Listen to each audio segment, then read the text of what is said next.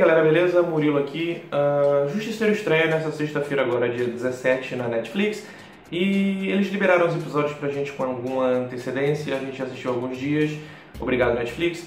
E eu vou falar aqui agora um pouco sobre as impressões da série.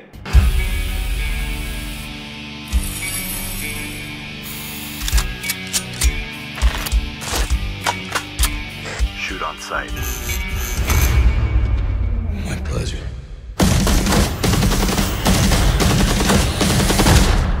What do you know about my family? I don't know anything. Fair enough. Tipo, é inevitável a gente pensar hoje em dia que é complicado você fazer a história de um cara que é ex-policial, ex-militar, whatever, e ele tem uma vingança pessoal contra pessoas que mataram a família dele. É o tipo de história que já foi feito tantas vezes que infelizmente acaba se tornando um pouco clichê e um pouco até desinteressante, eu diria. Então como é que você faz isso com um personagem como o Justiceiro, cujo cerne dele é completamente isso, e mantém ainda algo interessante? Então, isso é uma pergunta que a própria Marvel já se fez até nos quadrinhos, na época do Garfênis, que o Justiceiro vinha de uma fase péssima, que era do Justiceiro Anjo, que parece que não sabiam mais o que fazer com o personagem, aí entregaram pro doente do Garfênis: olha cara, você é lunático, resolve aí. Então o que o Ennis fez? Ele ali abusou de uma espécie de humor negro para tornar mais justificável e mais acessível para o público os atos do Justiceiro. Era meio que a forma que o Ennis entendia que seria a única forma como hoje em dia os atos do Justiceiro poderiam ser interpretados de uma forma como piada. Só que eu acho que nos quadrinhos isso dá muito certo, mas quando você tenta adaptar para uma outra mídia, não funciona. Foi meio que o que aconteceu no Justiceiro, lá o de 2004, com o Thomas Jane, que eles tentaram imprimir um pouco desse estilo do Ennis e não deu certo, porque eles pegaram coisas que o Ennis fez de forma escrachada e tentaram levar a sério e não ficou muito legal. Tentaram também em 2008 com o Justiceiro Zona de Guerra, só que de uma forma diferente. Eles meio que abraçaram o escracho e a bizarrice, só que também não funcionou porque quando você faz essa transposição de mídia, você precisa ter um cuidado, você precisa ter uma responsabilidade, trabalhar aquilo certo. Nem tudo que funciona nos quadrinhos vai funcionar no cinema. Isso é uma coisa que a gente já aprendeu ao longo dos anos com outras produções. Então ele acabou ficando um filme só bizarro, que ele não chega a ser ruim, mas ele não é esquecível porque você sempre que lembrar dele vai lembrar das bizarrices dele. A pegada da Netflix já é diferente e a gente já tinha tido mais ou menos uma ideia de como seria desde que a gente viu a participação do Justiceiro na segunda temporada do Demolidor, que é dar profundidade pro Justiceiro, levar ele a sério, trazer um drama, uma dramaticidade maior para as ações dele, para fazer você acreditar naquilo. E eles lidaram de uma forma muito inteligente ali na segunda temporada do Demolidor, com já meio que imprimindo a estética que eles iriam seguir na série do Justiceiro, que é lidar com essa questão do estresse pós-traumático e do luto, que é uma coisa muito importante para você para tornar o Justiceiro mais crível. Então na série do Justiceiro isso não é diferente, é meio que uma extensão do que a gente já tinha visto lá na série do Demolidor. Aqui a gente tem a Netflix abraçando realmente esse caminho e fugindo do caminho mais fácil e mais clichê e mais genérico, que seria desinteressante, que seria pegar o Justiceiro e colocar ele para atacar, sei lá, famílias mafiosas genéricas, que é uma coisa que a gente já viu o Justiceiro fazer milhares de vezes e a gente estaria meio que cansado já disso. Então o produtor, que é o Steve Lightfoot, ele escolhe um caminho muito mais interessante, que é colocar o Castle dentro de uma teia de intrigas, de corrupção, que envolve até a CIA e outras organizações, e o passado dele da guerra do Afeganistão, que é muito interessante. E é interessante porque já no primeiro episódio eu acho que eles colocaram uma coisa muito importante da personalidade do Castle, que acaba definindo o restante dos episódios, acaba definindo a série inteira, que não é nada muito explícito, mas é aquela ideia de que, por mais que o objetivo dele, obviamente, seja a vingança da família, acaba, por mais que ele não admita isso, de uma forma subconsciente ou até consciente em algum grau, ele gosta daquilo. Aquilo ali ele tá fazendo, já não é mais por vingança. Acaba, claro que a vingança é o objetivo principal do Castle, ele precisa se agarrar a isso, ele precisa se agarrar à ideia de que ele tá fazendo isso por vingança, ele tá fazendo isso pela família, mas ao mesmo tempo ele é um cara que ele não saiu da guerra. E isso é uma coisa que a série vai focar bastante nesse período pós-traumático dos militares, é meio que um dos focos da série. E é muito interessante como isso é tratado, porque eles aproveitam isso para mostrar aquele lado que já vem dos quadrinhos do Justiceiro, que é essa questão de que o Castle ele não consegue viver sem a guerra.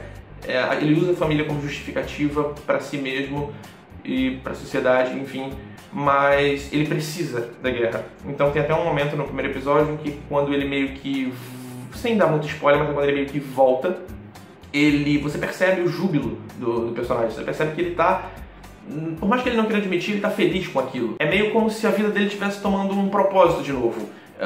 O único propósito possível para ele. Mas voltando nessa questão dos militares, eu acho que esse é o aspecto mais importante da série, porque mostra que a série ela não tá ali só como entretenimento. Ela percebe que tem uma responsabilidade muito grande com o público. Obviamente é uma série do Justiceiro, então você tem o Justiceiro fazendo justiça ou punição, e é muito satisfatório, é muito bom pra gente enquanto espectador. É uma coisa que desperta aquele nosso lado humano que todo mundo tem, que é aquele negócio de você ficar satisfeito quando você vê que o mal está sendo punido. Não adianta negar isso, é uma coisa que desperta na gente nossos instintos mais primitivos, e é bom pra caralho quando você vê o Justiceiro arrebentando o bandido na porrada e no tiro. Mas ao mesmo tempo, a série não tenta glamorizar isso.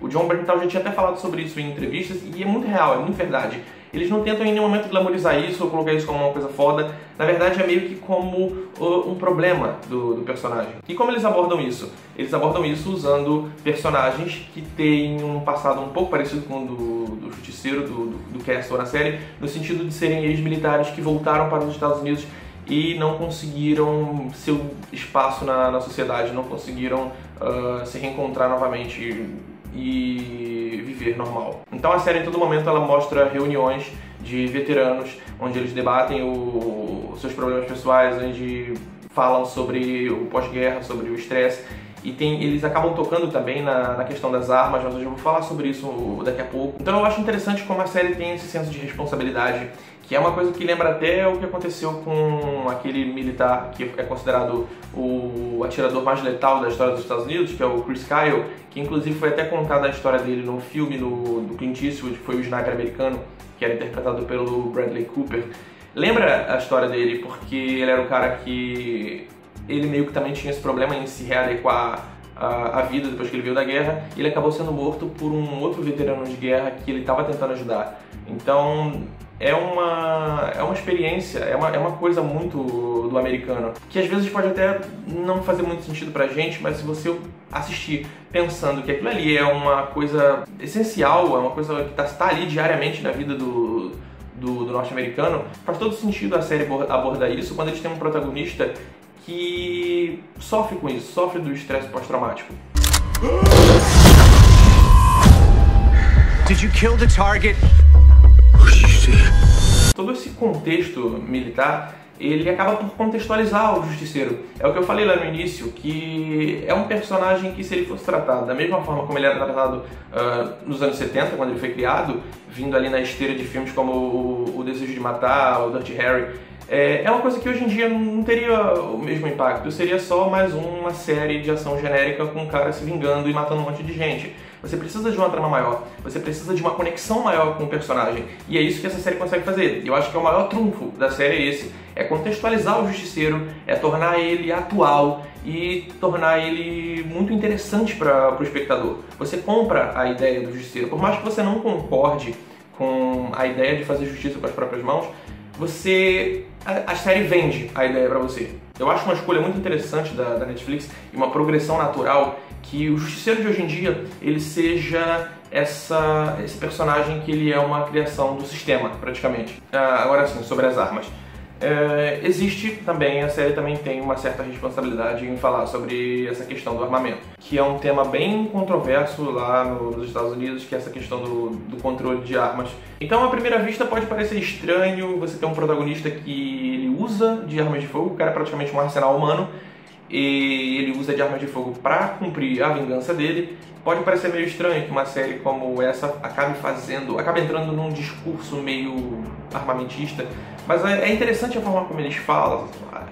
mas é interessante a forma como eles fazem, porque até certo momento da série não parece que eles estão levantando nenhuma bandeira nem para um lado nem para o outro, é simplesmente o debate existe. Eu acho que o problema sobre isso é que chega um ponto em que você acaba querendo uma solução, você acaba se perguntando, tá, e agora? O que vocês vão me dizer sobre isso?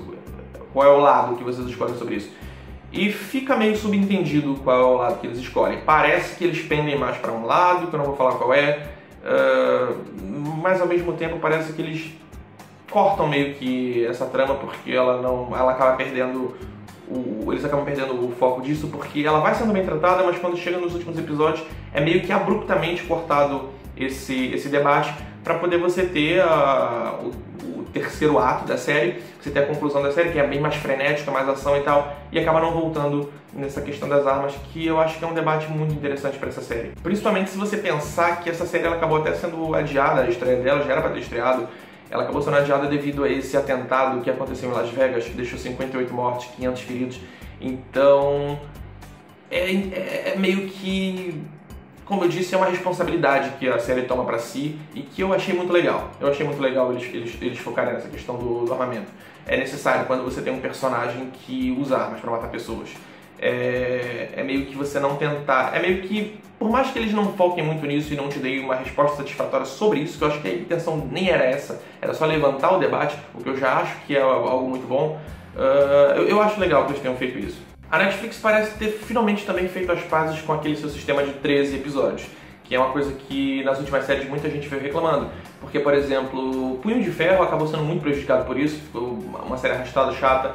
O Luke Cage, de certa maneira, ele também tinha sido prejudicado por isso, porque até o 7º episódio a série é muito consistente, mas quando chega na parte final, ela meio que fica ali numa corda bamba entre o trash e o legal, ela quase perde a identidade ali nessa reta final. Então, parece que a partir dessas últimas séries o pessoal começou a se perguntar muito por que a Netflix não faz menos episódios, que é uma coisa meio como o número de episódios de Stranger Things, por exemplo, que é 8 a primeira temporada, 9 a segunda, como foi feito também em Defensores, que são 8 episódios, então a série acaba sendo mais consistente.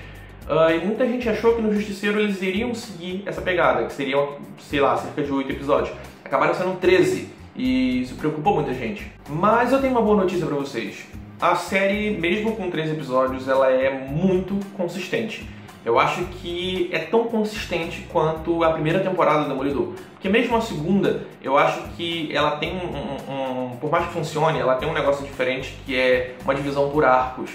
Então você acaba trabalhando os 3 episódios de uma forma melhor, mas ao mesmo tempo você tem, por exemplo, você acaba fazendo o espectador pensar, o primeiro arco é melhor do que o segundo e tal. E o Justiceiro não. A série do Justiceiro lembra muito mais da primeira temporada do Demolidor, que é aquele arco de 13 episódios que ele tem início, meio e fim e vai se desenvolvendo. Claro que existem aqueles episódios, mais ou menos aí pela metade, onde acabam parecendo mais lentos, só que na verdade, quando você pega o todo, você percebe que eles eram episódios de transição. São episódios de transição, são episódios necessários para a trama poder andar, então eles precisam estar ali, por mais que eles pareçam inicialmente um pouco mais lentos. Mas de uma forma geral é muito consistente. O Jon Bernthal, o que eu posso falar do Jon Bernthal? Ele é o Justiceiro, ele é o Frank Castle. Quem gostou do Jon Bernthal como Justiceiro na segunda temporada de Demolidor, quem achou que ele foi o destaque na segunda temporada de Demolidor, vai amar o que o Jon Bernthal fez aqui. Ele incorpora o Justiceiro de uma forma que mantém você conectado com o personagem, sabe? Ele é muito crível tudo que ele faz. Por exemplo, até mesmo nas cenas de ação, nas cenas de tiro e tal, como ele grita, como ele urra praticamente, ele não grita. Dá uma verossimilhança muito grande para o que está acontecendo. Você se sente dentro do personagem e isso é muito bom. Eu acho que em qualquer filme, em qualquer série, em game, seja quadrinho, seja o que for, eu acho que a palavra mais importante é imersão. Você precisa estar imerso na história, você precisa comprar a ideia do protagonista. E o Jon Bernthal, ele consegue usar o roteiro em favor dele, porque o roteiro já é alguma coisa que te deixa bastante imerso, a série trabalha muito bem nisso. E ele se aproveita disso, ele é um ator muito bom em saber tirar o melhor do roteiro, em saber tirar o melhor do personagem Então ele entrega um justiceiro que te mantém conectado. E a série não sobrevive só do Jon Bernthal, tem um elenco muito bom. O Ben Barnes, por exemplo, como Billy Russo, que para quem lê os quadrinhos sabe que ele futuramente vai se tornar o Retalho, um dos maiores vilões do Justiceiro. O Ben Barnes está muito bem na série, todos os atores estão muito bem na série. Não tem aquele que você possa falar assim, esse cara foi fraco, ele não gostei tanto dele. Todos os atores estão bem legais, todos os personagens eles meio que se conectam de alguma forma, mas eu acho que o grande destaque vai para o ator que faz o Michael, porque ele consegue ter uma química muito boa com o Jon Bernthal. Então quando você tem as cenas do Frank e do Michael juntos, sempre vão ser cenas muito boas. Não é aquele negócio, antes que alguém se assuste, não tem nenhum tipo de piada, não é aquele tipo de humor tipo Marvel Studios. É uma coisa que você acha engraçado a relação dos dois, mas eles não precisam estar rindo, eles não precisam estar fazendo piada pra isso. São situações em que você ri porque simplesmente a química dos dois é muito boa, a interação dos dois é muito boa, a diferença de personalidade dos dois em choque é uma coisa engraçada por si. Então, se eu fosse falar sobre o senso de humor, eu citaria com certeza a relação do Frank e do Michael, e é um senso de humor muito bom. Eles acabam criando uma relação que é muito crível, muito orgânica. Você compra a relação dos dois, isso é perfeito, porque os dois praticamente levam a série. Então, eles são os personagens que mais aparecem, eles são o foco, porque o Castle e o Michael eles vão se ajudar os trailers evidenciavam isso, então isso não é spoiler. Eles vão se ajudar nessa questão de decifrar o que aconteceu, eu não vou falar. Então acaba que de uma certa forma o Michael acaba sendo essa ponte de ligação entre o Justiceiro e o público. O Michael, ele meio que representa o espectador dentro da série. Ele é aquele cara que ele vai te manter sempre conectado com o Justiceiro na cena que os dois estão juntos. Agora, eu acho que o saldo da série é muito positivo, ela é uma série muito consistente, ela toca em temas controversos e temas polêmicos com responsabilidade, só que ainda tem uma coisa que me incomoda, que é um problema da Netflix, que parece que a Netflix tem um problema em abraçar as suas raízes de quadrinhos das séries da Marvel. Isso é uma coisa que prejudicou muito o Punho de Ferro, por exemplo, porque é um personagem que ele carece de elementos mais fantasiosos. Então você manteve ele ali o tempo todo pé no chão, você manteve ele sem dar um fanservice, vamos dizer assim, pro fã, pro espectador. Ele não tem um uniforme, ele não tem toda a questão das artes marciais que são necessárias, que são o cerne do personagem. Isso foi meio que cagado na série.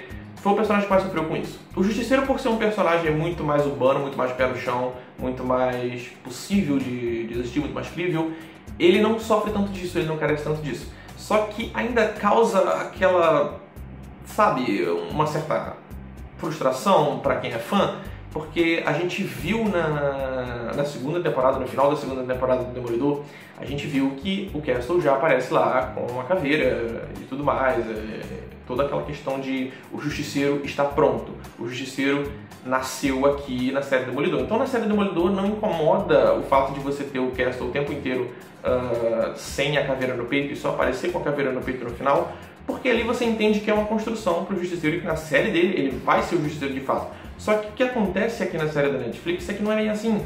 O Justiceiro ele ele acaba usando a caveira de uma forma, aparece muito pouco, é muito pouco usada a caveira. Nos 3 episódios ela aparece, sei lá, em 3 momentos, e são 3 momentos onde 2 deles estão no final. Então isso incomoda um pouquinho. Mas o que eu posso dizer, de uma forma geral, é que o Justiceiro é uma série muito boa e que vem num momento muito bom, onde já tava as séries da Marvel, da Netflix, já vinham com uma certa desconfiança. Então o Justiceiro vem para tirar esse gosto amargo e mostrar que as séries da Netflix ainda têm fôlego e que eles ainda sabem como fazer uma boa série de quadrinhos da Marvel. Então é isso, eu diria que o Frank Castle veio para elevar o nível das séries da Netflix novamente.